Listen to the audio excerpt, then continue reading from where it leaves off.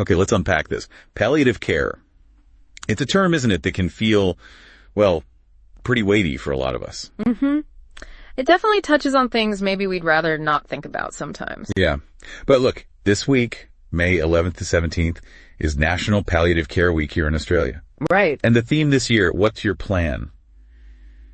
Feels like a direct invitation to really get into what it means. It does. And I think if there's one big hurdle, it's probably that common idea, that misconception that it's only for the very end, just for dying. Exactly. People hear palliative and think last days.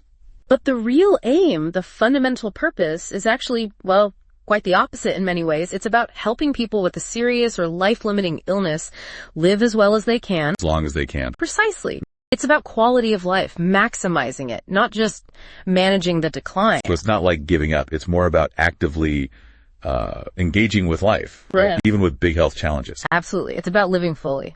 Here's something I find really interesting. We often think help comes only at a crisis point. Yeah. Mm-hmm.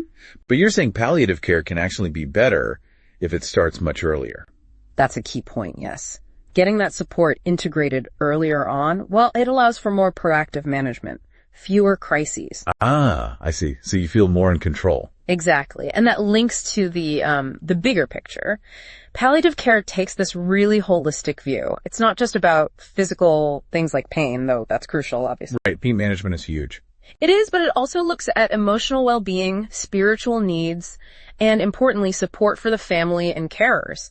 They often get overlooked. That's true. It's about the whole person. All these different parts are connected, And the person themselves is right at the heart of it all. That seems really central. Utterly central. It's all driven by what they want, what they value, making sure their voice is heard and respected, that the care actually fits them. Couldn't have put it better. So maybe we should move from the idea to some real life examples, make it more concrete. Yeah, good idea. What does it actually look like? Okay, well, imagine someone, say, with advanced cancer. They're having treatment, maybe chemo or radiation. Mm-hmm.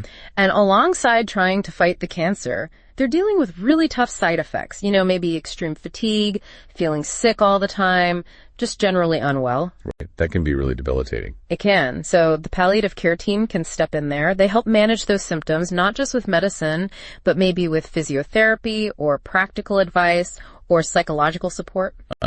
Okay. So things beyond just pills. Yes.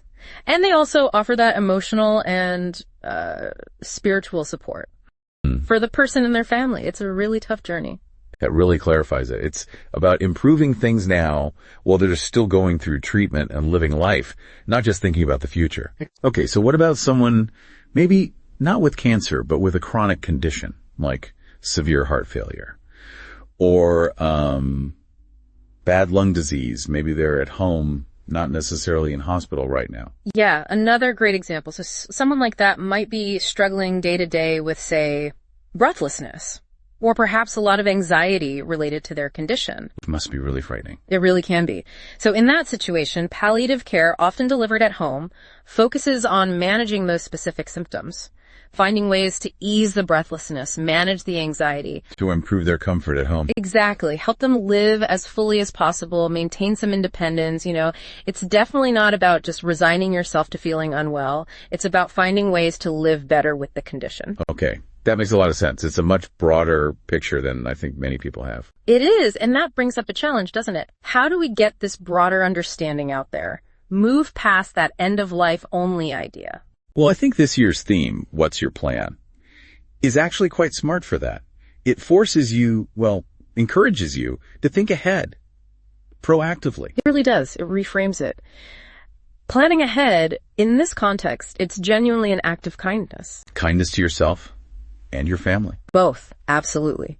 Thinking about your wishes, what you prefer, before a crisis hits. That takes a huge weight off your loved ones. They might otherwise have to guess what you'd want during a really stressful time. Oh, I can only imagine how hard that guessing game would be. And it gives you a chance to really say what matters to you, what makes life meaningful for you, even when things are tough. It guides the doctors and nurses too, right? So they know your priorities. Exactly. It gives everyone clarity. And honestly, just knowing your wishes are understood and written down, that can bring a real sense of peace of mind. Okay. So for you listening, how do you actually, start this planning? It sounds like a big thing. Where do you begin? It can feel big, but it starts quite simply, really. It starts with some self-reflection. Just thinking things through. Yeah. Taking some quiet time. What's really important to you? What brings you joy? What are your core values? And a really practical point, who do you trust to make decisions for you if you couldn't speak for yourself? It's a big one. It is. And actually writing some of this down can be surprisingly helpful. It makes it more concrete. Just jotting down notes, maybe. Could be just notes. Then the next really vital step is sharing it. Talking about it. Talking about it. With the people you love, family, close friends, and also importantly with your GP, your specialist, your nurses.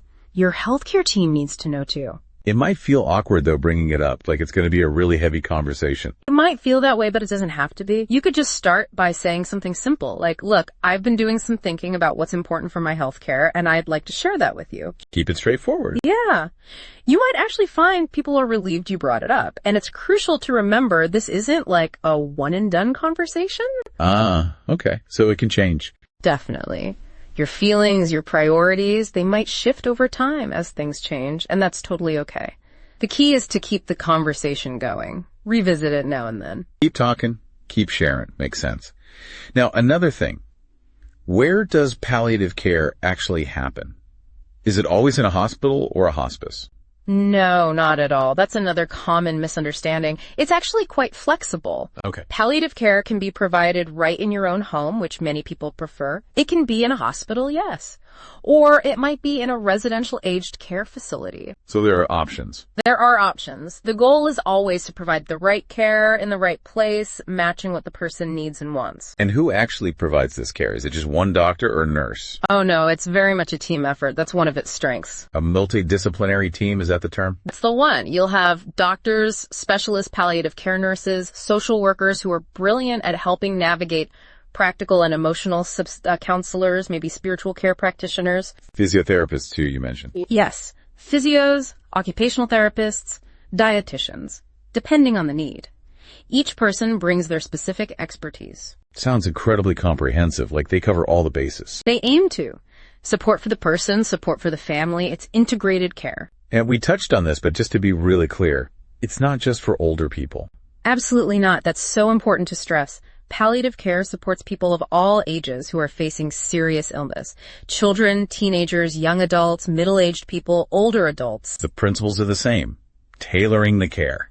Exactly. It's always tailored to the individual person, their specific illness, where they're at, regardless of their age. Okay, so if someone listening thinks, maybe this is relevant for me or for someone I know, what's the first practical step? The best starting point is usually your GP. Or if you're already seeing specialists or have a healthcare team, talk to them. Just ask the question directly. Yes. Ask about palliative care. Ask what services are available locally in your area. They can give you information and make referrals if it seems appropriate. And are there places people can look up information themselves? Online, perhaps? Yes, definitely. A really good resource is the Palliative Care Australia website. That's palliativecare.org.au. palliativecare.org.au. Got it. It has loads of information, resources, links to services all over the country. It's a great place to start learning more. Okay, good to know. And if people are looking for specific support providers, an organization like True Worth Care, for example, offers that professional, compassionate support. People can discuss their needs directly with them. Do you have their details? I do. The phone number is 0410 306 428. 0410 306 428. And the email is admin@trueworthcare.com.au. admin@trueworthcare.com.au.